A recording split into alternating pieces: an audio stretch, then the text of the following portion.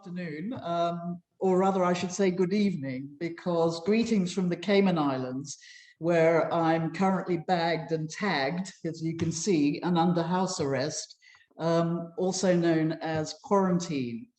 I can look out at the ocean, but I'm not allowed to walk on the beach. I'm sure I can hear the sounds of sympathy as I tell you this, but actually it started off as a beautiful day and then the rains have come in, so it's rather grey and overcast. When I received the email from Dana saying that the trustees of Spark 21 would like to award me with this year's Lifetime Achievement Award, I was taken aback, but at the same time very touched and honoured. I was taken aback because I have not carried out a stock check of what I have done. Touched and honoured because someone else has done that stock check. The next reaction was to think, a lifetime achievement, but I haven't retired and I don't propose to do so in the near future. Don't pension me off. There's so much more to do. But having said that, this award gives me the license to reflect a little on things past and to look forward to things future. If you had used the word intersectionality when I was first at the bar, I would have given you a vacant look. But indeed, that is what affected me both in my professional and social life. Luck played a significant part in my obtaining pupillage in 1981. I had no real contacts at the bar, save for a friend at bar school, whose uncle was a silk at the chambers of the then Attorney General, Sir Michael Havertz. An introduction was made, and eventually I obtained a pupillage there. Later, I became the first Black tenant in those chambers. It attracted some media attention.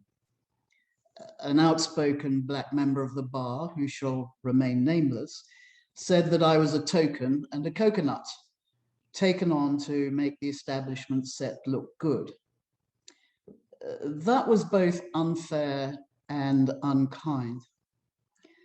It was unfair because although I was the first Black tenant, Chambers had 3 pupils of colour during my pupillage, all women.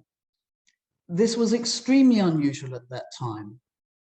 Immediately prior to me, there were 2 male and 2 female pupils, and the female pupil was taken on. It was unkind because it had a profound effect on the way I conducted myself.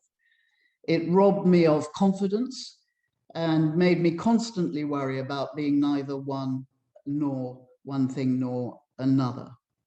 I was the only Black tenant in an establishment set, but, as I believed, not Black enough to be embraced by the Black lawyers at the bar, given the comments of the barrister I mentioned.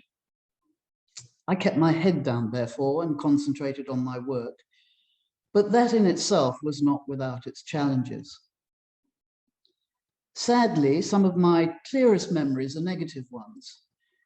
I've given examples in the past of clients who said they didn't want a woman representing them before I'd even engaged with them. There were clients who said they wanted the previous male barrister who represented them on the last hearing. It didn't happen regularly, but I can remember their faces. They were all white, both male and female. And I was always left wondering whether it was my gender or my race which was the decisive factor, or both, representing the worst of all worlds from certain clients' perspectives. Others did not object, but gave you the look, and some of you will know what I mean. You did a good job for them. Would it change their prejudices? I came to the conclusion it would not. The clerks preferring the male pupils was another issue. To whom did you speak? Your white pupil masters, even though very supportive? My first 3 months of pupillage were spent at the Old Bailey. In the female robing room, I was privileged on a daily basis to observe the role models of the time, formidable women, Jean Southworth, Barbara Mills, Anne Kernow, Anne Goddard, and our own Helena, although she was not in silk at that time. I very much wanted to engage with Helena, by far the most approachable.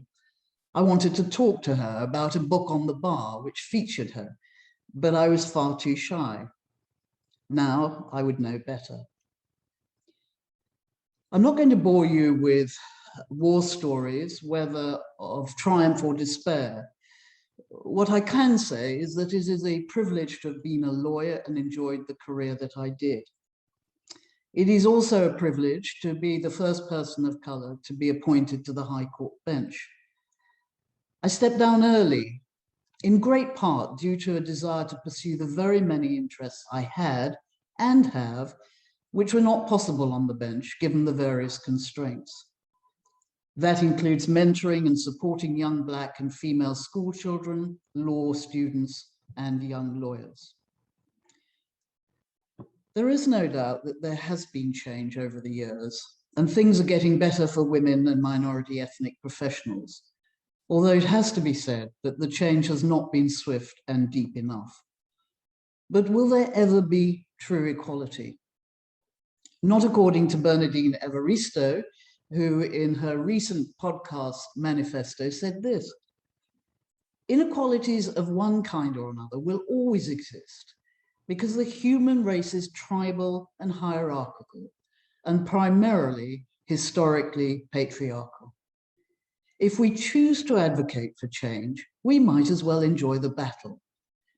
I find activism energizing, productive, and rewarding, as opposed to whinging about society's inequalities and waiting for change to happen.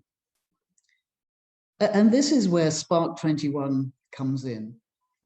Dana, its founder, has done the most remarkable job of raising the profile of women in the law and other professions, both with Spark 21 and her own business. She showcases and promotes the abilities of professional women. She has brought role models to life for the new generation and has given the younger ones the courage to aspire. And that is why I'm honored to receive the award from Spark 21.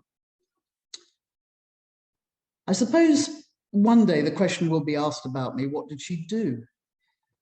Whilst I would prefer to be under the radar, I do understand the responsibility of being a role model. But I'm not the only one. All of you here are role models for the next generation, presenting as it does an opportunity to give back. For me, giving back is very important. Helping to realize the potential of our youth is critical, and that is what I try to do. History will judge us as we stand here, and what a difference we could make if, for example, each of us were to mentor a young woman, especially one from a minority or disadvantaged background, being there to guide, support, and advise them. So let us not whinge, therefore, but take a leaf out of Spark 21's book and work towards a more equal future. And thank you very much again for this award. Thank you.